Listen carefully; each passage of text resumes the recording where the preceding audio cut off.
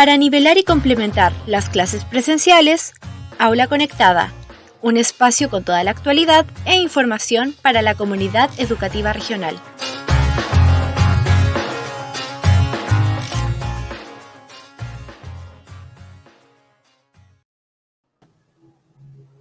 Hola Marielita, ¿cómo estás? Hola Adriana, muy bien, ¿y tú? Muy bien, gracias a Dios. Bueno, un fraternal saludo a todos nuestros auditores y televidentes que nos acompañan hoy en Aula Conectada, este espacio radial de la Vicaría Pastoral de Educación, transmitido a través de Radio Chilena de Concepción y de las redes sociales de la Iglesia de Concepción, las que se encuentran abiertas para hacer que ustedes nos hagan llegar todas sus consultas. Porque hoy tenemos un gran programa, ¿cierto, Marieli? Excelente programa y excelente invitado. Porque hoy conversaremos sobre una historia de fe, un testimonio de vida basada y sostenida en el amor de Cristo, cuyo mensaje trasciende nuestros corazones y nos invita a conocerlo y a compartir con él como comunidad cristiana. En este contexto, el tema de hoy y el programa de hoy es conociendo a nuestro obispo auxiliar, el padre Bernardo, y para contextualizar la conversación, los invitamos a ver el siguiente video introductorio.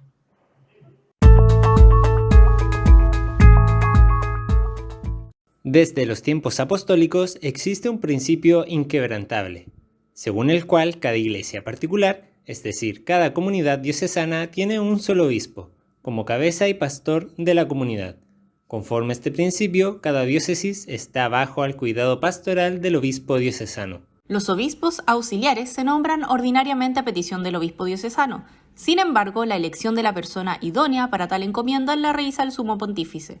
El obispo auxiliar asiste al obispo diocesano en todo el gobierno de la diócesis y hace sus veces cuando éste se encuentra ausente o impedido. Además, toma posesión de su oficio cuando presenta las letras apostólicas de su nombramiento en presencia del canciller de la curia, que levanta el acta. Para favorecer lo más posible el bien presente y futuro de la diócesis, ambos obispos deben consultarse mutuamente en los asuntos de mayor importancia, sobre todo de carácter pastoral. El obispo auxiliar, como su nombre lo indica, es un importante apoyo para las tareas pastorales y de gobierno de una diócesis, especialmente si se cuenta con una población numerosa o con circunstancias complejas, de manera que tales tareas se realicen ágil y convenientemente.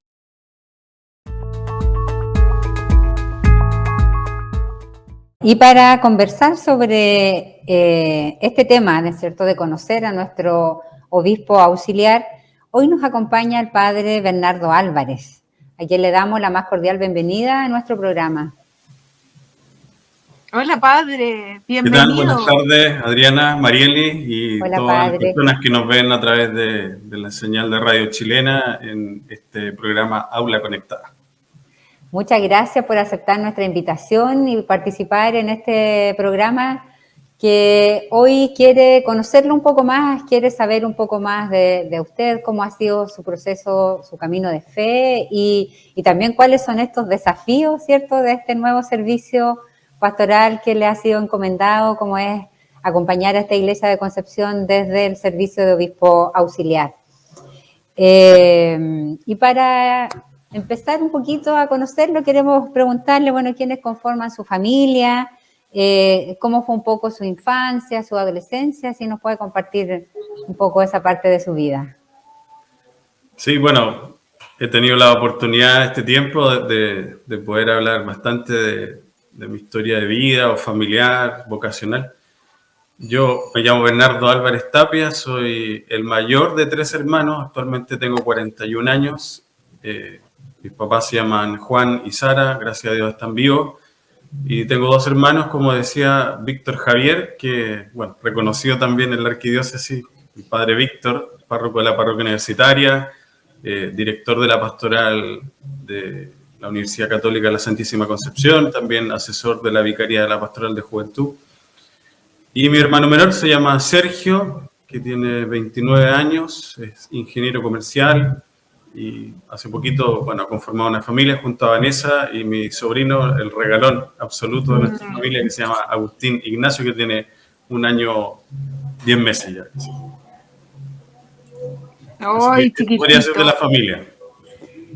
Ignacio San Ignacio. Excelente nombre, ¿ah? Agustín Ignacio. Agustín Ignacio. Dos padres de la iglesia. Potente. Sí, potente. Estamos en un espacio radial dirigido especialmente a las comunidades educativas, padre Bernardo, y queremos saber cómo fue esa infancia, esa adolescencia en ese colegio que creo que se llama Santa Bernardita y la Asunción. ¿Cómo Sí, era así es. el padre Bernardo de alumno? Queremos conocer todos esos detalles sabrosos y quiénes fueron sus mentores, obviamente. Sí, bueno, podría decir que tuve la fortuna de estar en dos colegios, uno, toda la enseñanza prebásica y básica, hasta octavo básico en Santa Bernardita, que la verdad me pusieron ahí mis papás porque era un colegio vecino del lugar donde vivíamos, en las Salinas Talcahuano, muy cercano de hecho a la parroquia Santa Cecilia, a pocas cuadras de mi hogar, podría decir, y allí... yo diría que gracias a Dios pude tener grandes profesores y profesoras, sin duda icónicamente nuestra profe que muy querida para muchos, la profesora Celinda Muñoz, que yo diría que nuestro curso tuvo la fortuna, porque típico que uno tiene como una profe jefe, podríamos decir, desde primero básico como a cuarto más o menos, y después segundo ciclo te cambian. Y nosotros tuvimos la fortuna que nuestra profe, la profe Celinda, nos acompañó desde primero básico hasta octavo. Siempre fue el jefe. Y claro, yo pienso que, bueno, no era un curso tan grande y el colegio también era bien pequeño en ese tiempo. Y creo que se dieron cosas muy hermosas en términos de una aspiración que yo diría que es muy propia de todo colegio y que hoy por hoy sobre todo se da mucho énfasis, como es la comunidad educativa.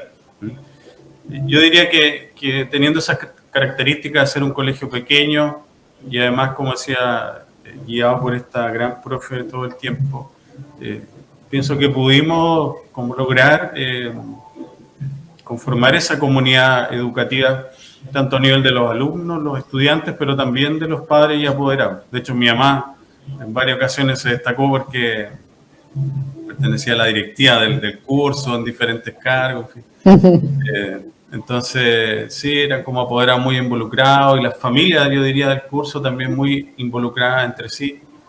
Entonces, yo creo que mi primera etapa, así como de básica y básica, fue muy marcada por esa comunidad educativa. Bueno, el director en ese tiempo era don Raimundo Zúñiga, que también era un gran director, a quien yo valoro mucho, igual como persona y como director. Y yo, bueno, hablando así del colegio, yo creo que podría decir que fui como un niño inquieto en cuanto a que hacía deporte, no sé, estuve en scout siendo chico. También participaba ya en la parroquia en esos tiempos, en acólitos. Bueno, practicaba mucho deporte en realidad. Aunque fui bien gordito cuando chico, después fui adelgazando y ahora volví a engordar otra vez, pero en fin. Entonces, como eso, varias actividades, también una fuerte vida familiar. Y sí tenía como un poco la gracia que me iba bastante bien, digamos, como siempre tenía algunos de los lugares del colegio, así, en la etapa básica. Así que como muy agradecido de eso. Y después la Asunción, claro, postulé terminado octavo a la Asunción y ingresé a la Asunción. Y ahí me inserté en un curso, primero y segundo, y después tercero y cuarto, elegimos como electivo, de hecho hice y yo creo que siempre tengo como una afinidad por la matemática, entonces elegí, me acuerdo, matemático, y ahí yo creo que tercero y cuarto sí fue como bien contundente en cuanto a conformar comunidad así de compañeros y compañeras en ese curso, sobre todo tercero y cuarto medio, y logramos un gran fiato también como curso. Y claro, ahí yo creo que no fue tan bien como en básica, pero por lo menos logré entrar a la carrera que quería, que era estudiar Ingeniería Civil Industrial, también en la universidad que yo quería, que era la Universidad de Bío Bío. Y creo que ahí cumplí como la meta. Bueno, seguía siempre como destacándome en el deporte, en fin. Y ahí yo diría, bueno, la profe que me marcó mucho fue Miriam Cabrera, que a su vez ha salido en varios videos. La pobre, creo que la norquizó un poco por mi culpa. Y el director en ese tiempo era el padre Luis Figueroa. Sí. ¡Ay, el padre Luis! Pero sí, yo destaco mucho, gracias a Dios, no sé, pienso que tanto en básica como en media logré tener como mucha vida de amistad con mis compañeros. O sea, no era solo un espacio educativo, en fin, sino de sintonía con compañeros, compañeras. Y una vida muy normal, en general. Qué importante, una buena red de apoyo a nivel escolar y familiar, entonces, y también espiritual, porque participaba en la parroquia. Sí, de hecho en media me mantuve, aunque igual pasé por un tiempo así medio crítico, que igual como que, según yo, obviamente, como dejar de creer, y me envolé mucho con la cosa de la ciencia. Y después ya como que volví en tiempo, casi terminando la enseñanza media, al grupo de misiones. Entré a confirmación también, y ahí ya volví a sentarme en la vida parroquial, diría. Sí. Usted recién nos comentaba que, bueno, entró a la carrera que usted quería, que era civil industrial. Sí. Sí, ingeniería civil industrial, en la del Bío Bío. Y fue ahí donde recibió el llamado, o escuchó el llamado del Señor para su vocación al sacerdocio, o ¿cómo se gestó un poco eso, si nos puede compartir? Sí, o sea, yo pienso que, por ejemplo, hubieron así momentos, hitos en mi historia vocacional. Creo que el núcleo que yo recibí en la infancia, tanto a nivel familiar por un lado, pero también parroquial por otro, como que sembró, digamos, una vida de relación con el Señor importante. Y eso después, en tiempo ya de enseñanza, terminando media e iniciando la universidad, empezó a aflorar más intensamente.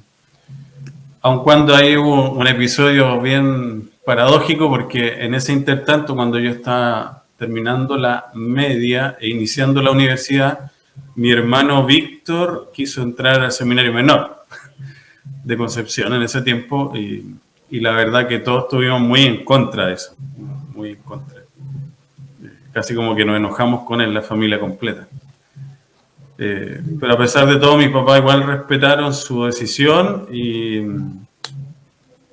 veían como la voluntad de Dios en ello. Yo me recuerdo siempre que iba, como estudiaba al lado del Bío Bío, entonces tomaba una micro que después se iba por Rodríguez, y ahí pasaba a buscar a veces la ropa del Víctor, que mi mamá se la lavaba y después se la llevaba el domingo al menor. Y siempre me acuerdo que yo entré al seminario menor y como que no saludaba a nadie, así como que el espacio no... era bien pesado con él en ese sentido. Pero por mi lado igual fui como en búsqueda siempre, y entré ahí a un grupo de misiones de mi parroquia, ¿sí? Y fuimos a misionar en la zona de Cañete. Y yo diría que a mí las misiones me hizo conectar en este caso, con la vocación. Me acuerdo siempre que fue un evento en particular, que estábamos en unas misiones de Semana Santa en Cañete, en la parroquia de Cañete, pero estábamos en una comunidad, pero a la vigilia fuimos a la parroquia. Y allí en una misa, como que bajaron una imagen así de Jesús en el momento del gloria, así de gloria pascual. Y se me vino un pensamiento que fue, yo diría, el que me gobernó hasta que me cambió el corazón. Y yo pensé en esa oportunidad, que ya era el segundo año donde yo iba a misionar, estaba en segundo año de ingeniería. Yo pensé, ¿y si esto fuera toda mi vida? Pensando siempre en la misión. O sea, como lo que yo vivía en esos días, o en el verano, varios días, como 15 días misionando estábamos. Yo pensé, ¿y si esto fuera toda mi vida? La verdad que mi primer pensamiento no fue ser sacerdote, o sea, como yo no me pensé tanto en el altar, como en la figura clásica del sacerdote, sino más bien la misión. En un servicio. Eso fue lo que me vinculó a la vocación como tal. Y ahí, bueno, vino un proceso de discernimiento. Quien me ayudó mucho en ese tiempo fue el padre Arnoldo Vega, que yo creo que quizás usted conoce, de feliz memoria, un gran santo sacerdote, de hecho. Me acuerdo claramente que la primera vez que yo le conté así como esta inquietud que tenía, que era muy para mí, aparte yo ya como que había rechazado al Víctor, que estaba en el menor, y más encima a mí me pasaba algo similar. Me acuerdo que con el padre lloré, y en ese tiempo era así como muy que no hay que llorar, en fin. Fue como intenso y él me acogió, bueno, y me ayudó a discernir, obviamente, la vocación. Un gran sacerdote, el padre Arnoldo. Padre Arnoldo. Sí, nos trajo a la memoria y un regalo. Sí. En el Seminario Metropolitano de Concepción se estudia filosofía y también teología, ¿cierto? Sí. Y dentro de estos contenidos son súper importantes el autoconocimiento, el servicio, la búsqueda de felicidad, sobre todo en esta vocación que usted nos habla, que le llegó tanto en el tema de la misión y del servicio, de la solidaridad. Y en relación a esto, ¿cómo estos contenidos traspasaron su vida como quizás el antes, el que entró al seminario, que todavía no era sacerdote, versus después en el sacerdocio y luego ahora, bueno, todavía ha caminado poquito como obispo auxiliar, pero igual yo creo que en este poquito tiempo ya hay una experiencia de vida. Sí, yo diría que igual fue como una especie de conversión, la verdad, los estudios en el seminario, porque como mi tradición personal y también familiar, mi familia es como muy del área de las matemáticas, de la ingeniería, qué sé yo, de ese orden. Entonces, como que fue una conversión a las humanidades, podría decir, bien bonita. Me costó de primera como inyectar así el espíritu humanista en todo caso, porque como digo, tanto por formación familiar y también académica, bueno, incipiente anterior, como estudiar filosofía, en fin. Pero yo diría que los 3 años que estudiamos filosofía hasta dar el examen de la Universa, me fui encantando mucho con la humanidad en general. Y gracias a Dios yo diría que me fue bastante bien en términos académicos, pero más allá de eso, de las notas y todo el tema curricular, digamos, fue algo que a mí me motivó mucho, o sea, como de aprender de los clásicos, no sé, como la filosofía antigua.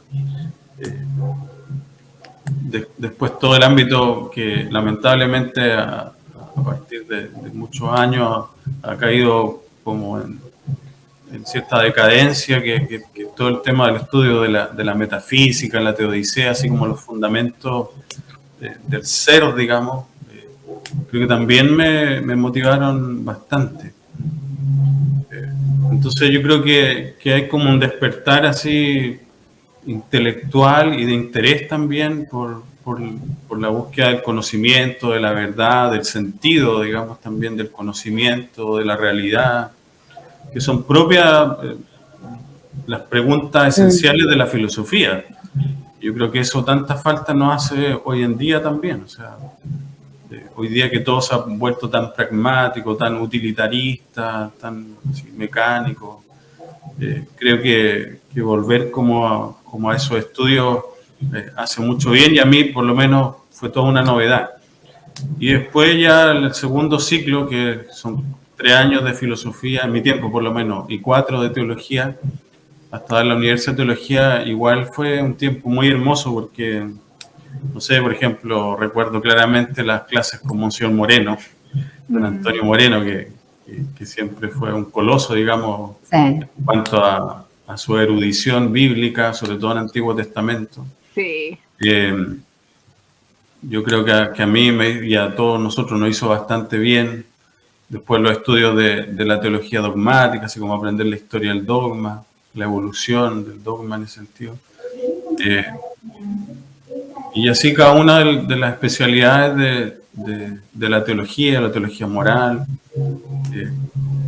creo que van ayudándole a uno a poder llegar a una comprensión en el fondo, de la revelación de Jesucristo, pero también una cosa muy bonita que a mí me gusta mucho de la teología es justamente como el aporte permanente, la historia de diferentes autores, autoras también, que van reflexionando el mensaje cristiano y a su vez la van actualizando, y creo que esa profundización es de suma urgencia hoy en día, y es triste a veces, digamos, uno le causa tristeza cuando se menosprecia, digamos, tanto el ámbito de la filosofía como la teología en cuanto a los saberes, digamos, y como que todo se circunscribiera al saber científico, digamos, cuando hay también ciencia en estos dos ámbitos y que son fundamentales además para la concepción tanto de la realidad del mundo y sobre todo del hombre, y en el caso nuestro también de la revelación cristiana. Claro que sí, pues eso lo vemos también en lo que es un poco el currículum escolar, ya con una filosofía muy reducida a la mínima expresión. Reducida a la mínima expresión, efectivamente, en el currículum, lo que, como dice usted, se pierde una tremenda oportunidad para reflexionar también sobre el yo, cuál es mi sentido también de vida, de trascendencia y eso. Usted también fue rector del Santuario San Sebastián de Yumbel. Sí. Y también capellán del colegio, Instituto San Sebastián de Yumbel. Entonces, si nos puede complementar un poco, o compartir un poco, cómo complementó esos dos ámbitos, ¿cierto? El de la parroquia, que tiene su vida propia, y también el acompañamiento a una comunidad educativa, a todos los miembros de la comunidad, a los estudiantes, a los padres y apoderados, a los mismos docentes. ¿Cómo fue ese trabajo ahí? ¿Cómo lo hizo? No sé cómo lo hice, la verdad. Sí. Sí, bueno, fue muy intenso, pero lo digo en el buen sentido. Como, creo que también tiene que ver como con un poco la energía propia de la juventud y a veces el arrojo que eso significa. Sí, bueno, tenía el santuario y la parroquia. Bueno, Yumbel se constituye, son 3 parroquias más el santuario. Y en total son 24 comunidades en una extensión bastante grande que hay que atender.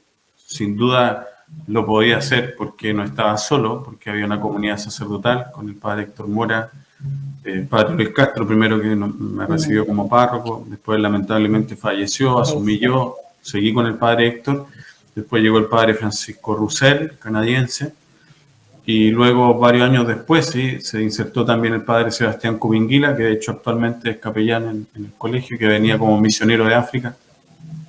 Entonces yo diría que el poder disponerse sin duda a atacar los diferentes frentes pastorales que teníamos, pienso que lo pudimos hacer, y lo digo en plural, gracias al equipo sacerdotal y también de trabajo y de laicos y laicas que conformamos, pienso, un buen equipo de pastoral en general. O sea, si yo me podía desplegar en diferentes frentes, sin duda no era por mí, sino porque había un equipo de fe, digamos, humano, que estaba detrás de eso.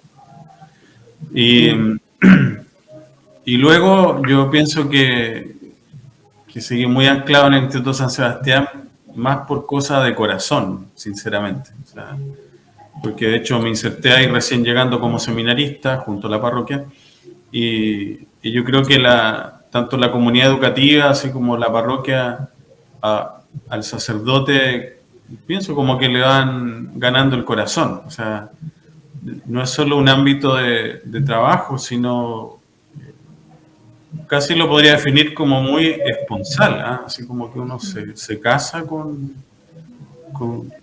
estas comunidades. Y por tanto, bueno, en el amor uno es capaz de dar el mejor esfuerzo y que también no es un esfuerzo que agobia, sino Claro. que se dispone por amor a estos servicios. Entonces, yo diría claramente que me gustaba estar en el Instituto San Sebastián, hacer tiempo ahí, compartir con la comunidad, prestar los servicios a lo mejor ya más de orden sacerdotal, pero creo que tiene mucho que ver con la estadía en el lugar, pero no solo en el lugar físico, sino con la comunidad en general.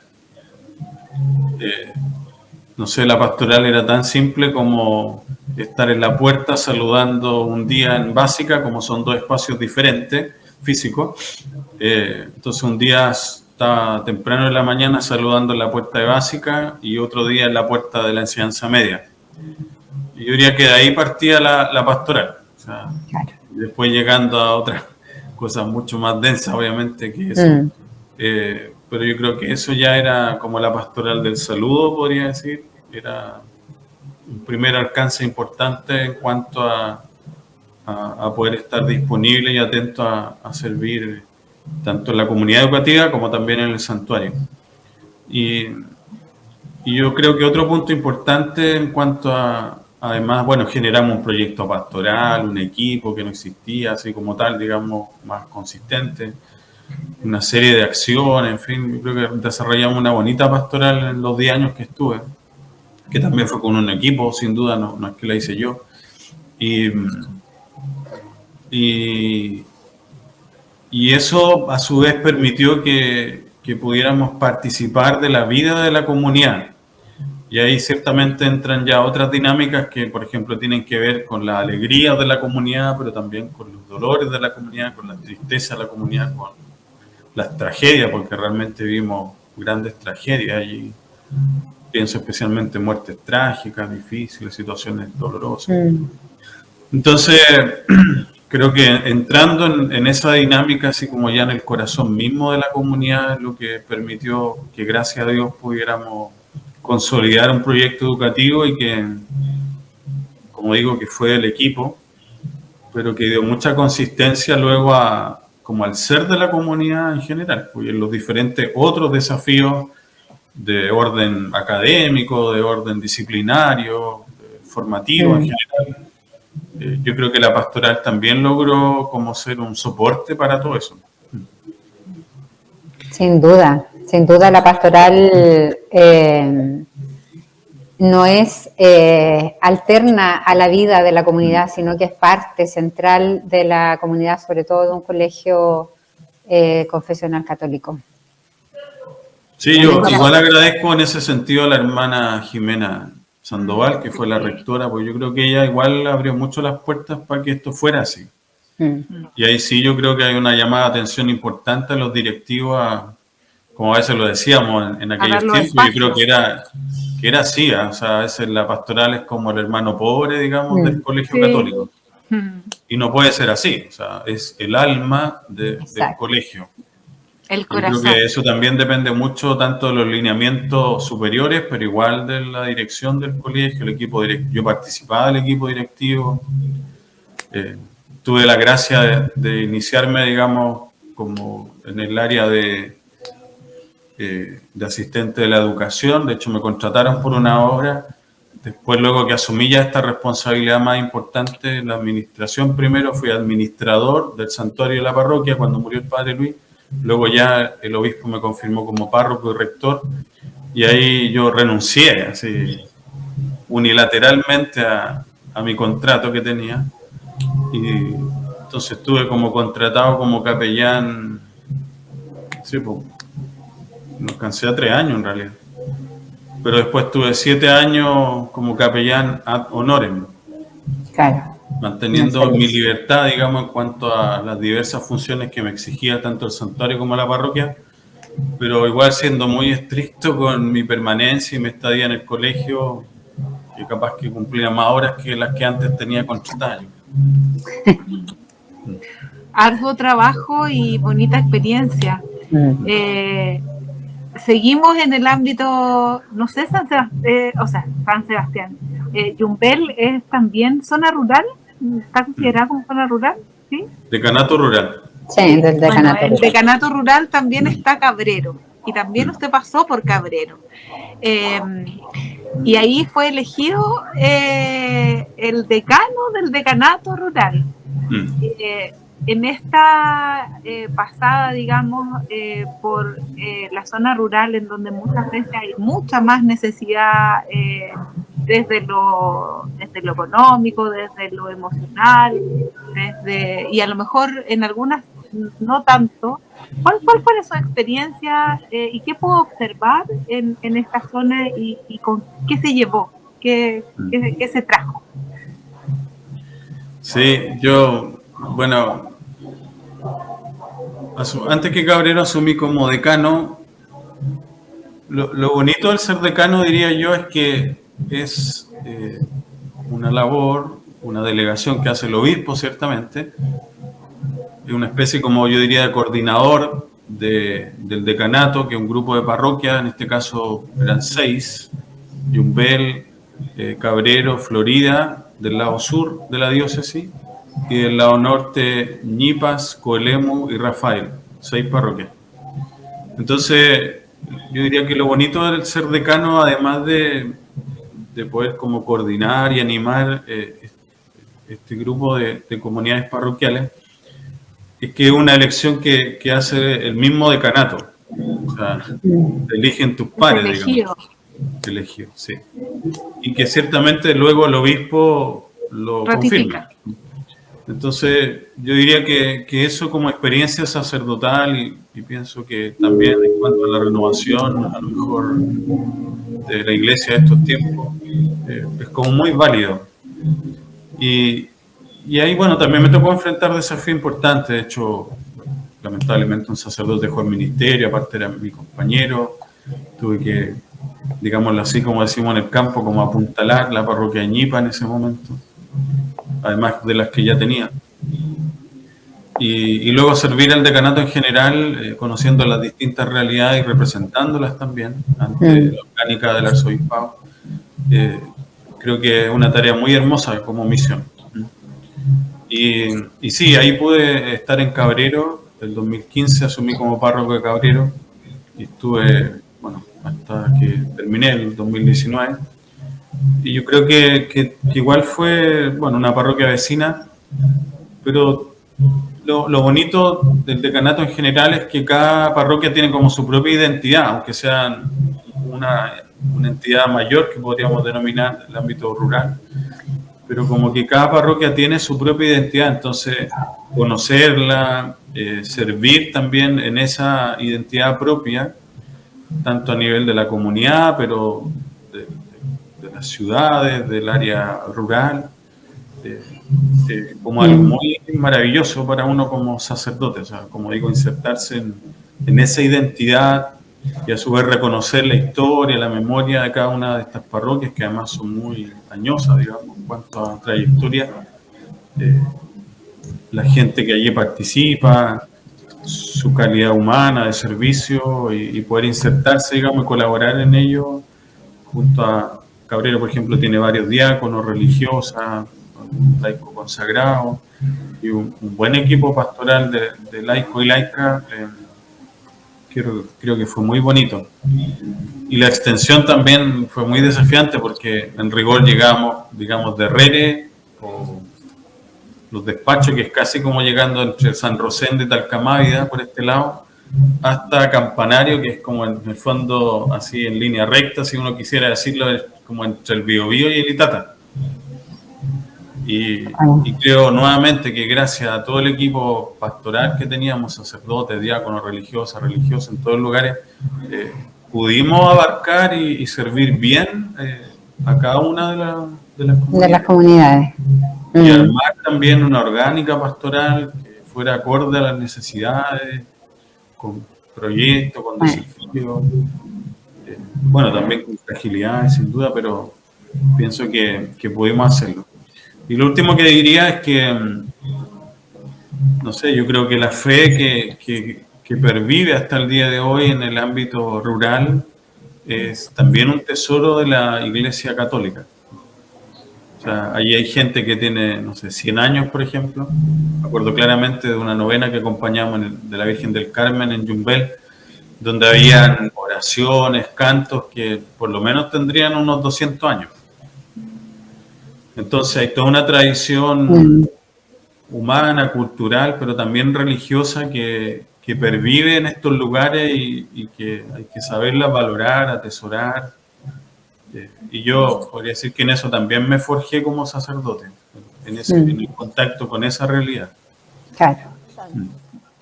En el año 2009 usted fue delegado por el obispo de nuestra arquidiócesis, ¿cierto?, a formar parte del Departamento de Espiritualidad.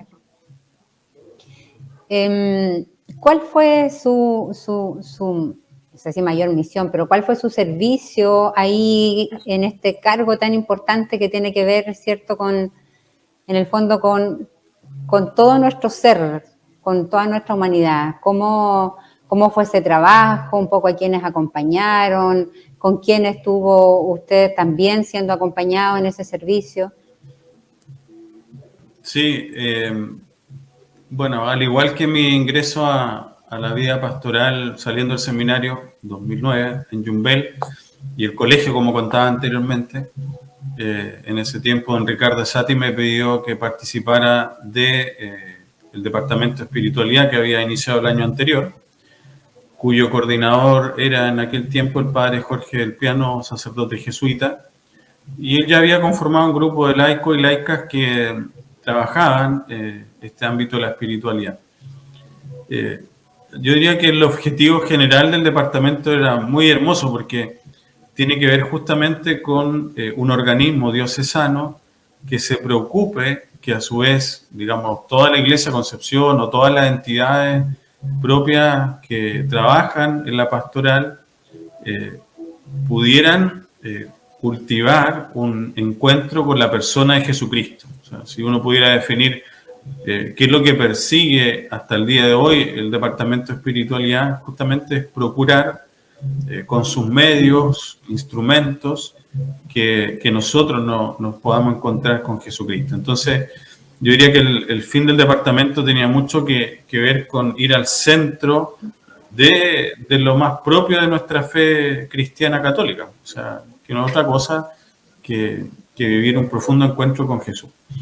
Entonces, dentro de las diferentes misiones, podríamos decir que el departamento llevaba adelante en aquel tiempo, una tuvo que ver con la animación de retiro espiritual. Entonces, con el padre Jorge del Piano, por ejemplo, y el equipo preparábamos los retiros espirituales de Semana Santa que se daban en Betania, que era el día Viernes Santo y Sábado Santo, y que eran retiros bastante potentes, porque yo diría todo el tiempo iban unas 100 personas cada día, y también como el ambiente que se generaba allí era un ambiente de mucha espiritualidad, sinceramente. Después, con el equipo también pudimos generar, yo diría, una batería de talleres de espiritualidad. Algunos en ese primer momento eran como heredados de experiencias que había tenido el padre Jorge o parte de los miembros del equipo, sobre todo algunos tenían que ver con más bien la corriente de espiritualidad ignaciana. Y después ya nos lanzamos nosotros como equipo a generar nuestros propios talleres de espiritualidad, según a su vez requerimientos, por ejemplo, de la catequesis, de Comín, de los diáconos en aquel tiempo y de diferentes entidades de la arquidiócesis, principalmente que eran como agentes de pastoral. Los profesores de religión también nos acompañaron en varias oportunidades. Entonces, creo que ahí se crearon talleres muy bonitos y a su vez muy contingentes frente a las realidades que la misma iglesia o la sociedad o la cultura estaba viviendo. Y yo diría otra línea importante que tal vez era menos visible, pero era todo el acompañamiento que el padre Jorge principalmente hacía a mucha gente espiritual y que yo también por otro lado hacía. Entonces, todo el tema como del acompañamiento espiritual igual fue una beta importante, el acompañamiento personal. Entonces, yo pienso que, como bien decían ustedes, el departamento justamente apunta hacia hacia la visión de una fe bastante madura en cuanto a esa búsqueda del encuentro con Cristo, pero a su vez como muy integral, o sea, y muy misionera. Entonces, creo que eso es como un desafío permanente y también bastante exigente y necesario en el tiempo de hoy. O sea, cómo fomentar, de hecho nuestro arzobispo ha puesto como uno de los énfasis pastorales la hondura espiritual o la profundidad espiritual. Por tanto, creo que nadie está exento de tener como esa conversión, yo diría también, y renovación espiritual, evangélica, que invita a renovar el deseo de una mayor vida interior, claro, que pienso que falta mucho. Y lo que detectamos bastante, haciendo incluso evaluaciones después de los talleres, los retiros que hacíamos, es que a las personas le alegraba mucho que hubiera una entidad diocesana, y lo voy a decir con palabras muy simples, pero recordando lo que ellos manifestaban, o sea, ellos decían que le alegraba mucho que alguien les hablara de estas cosas, que a veces parecen como tan supuestas, pero que no es tan así. Yo diría que en ese aspecto todavía hay un desafío, o sea, el desafío lo veo en cuanto a que nosotros debemos procurar un mayor contacto con la persona de Jesucristo. Y a veces como que hemos procurado mucho un nivel así de activismo, de procurar acciones, pero a veces como un cuerpo, digámoslo así, sin alma. Y eso hay que tener bastante cuidado. Así como cultivar mi fe, no para mí, sino que para compartirla con el otro, para estar al servicio del otro. Eso también es muy relevante dentro de un poco ir conociendo también o ir dando las instancias para este encuentro personal con Jesucristo. Sí. Y qué importante esto tras todas las crisis que hemos vivido en este último tiempo y que se siguen viviendo. Yo creo que la espiritualidad es uno de las fortalezas más grandes como para salir adelante, tener esperanza, tener fe de que van a existir tiempos mejores. Y obviamente con personas que nos puedan acompañar, y una de ellas importante son nuestros pastores y alegre Padre Bernardo, que venga ahí a poner una manito ahí y ayudar a nuestro obispo y también ayudar a tantas personas y comunidades, y también decirle que cuenta con toda nuestra oración, la oración de todas las comunidades educativas, para que el Señor lo fortalezca y lo guíe en este nuevo caminar y nuevo desafío, que es un tremendo desafío igual. ¿Cómo se sintió, Padre Bernardo? ¿Con la ordenación? Sí, también. ¿O con el programa? No, digamos, sigamos. Aprovechemos.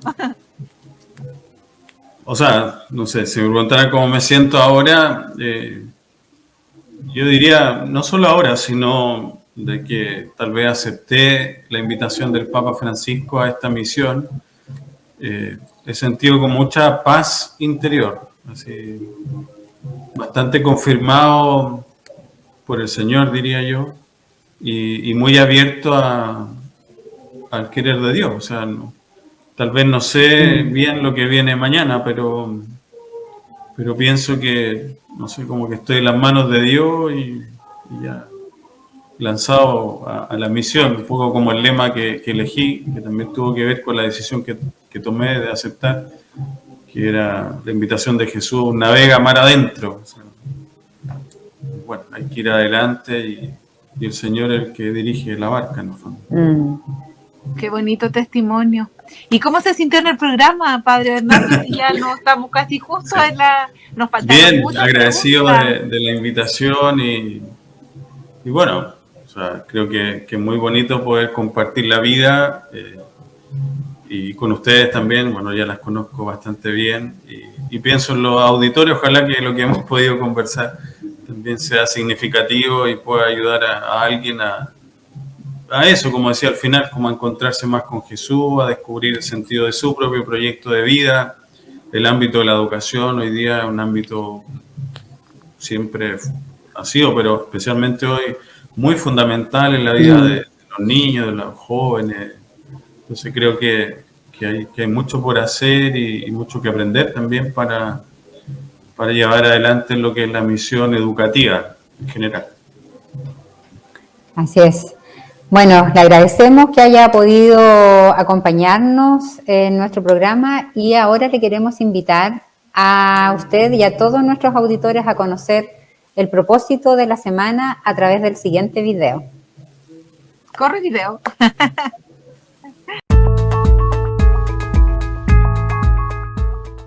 Palabras del Papa Francisco a los nuevos obispos. Que el mayor entre ustedes sea como el más pequeño. Servir, siempre servir.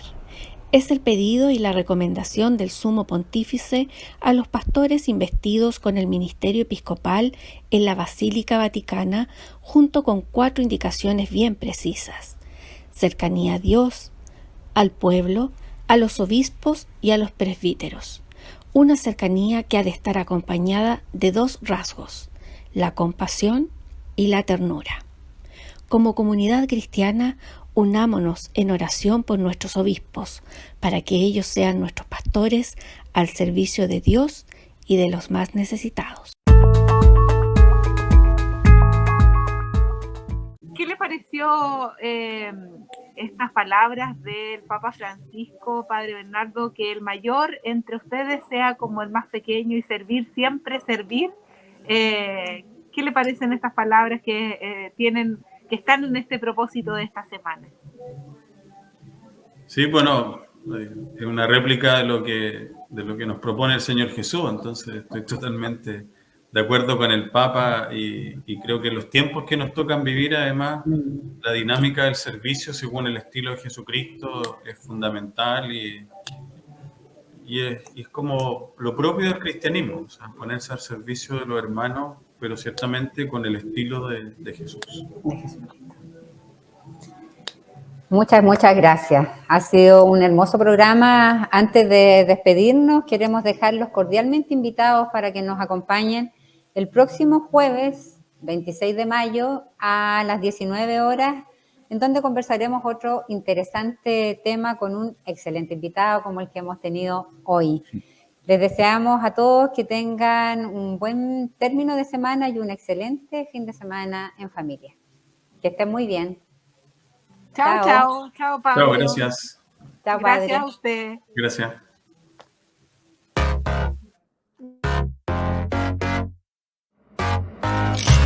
Para nivelar y complementar las clases presenciales, Aula Conectada, un espacio con toda la actualidad e información para la comunidad educativa regional.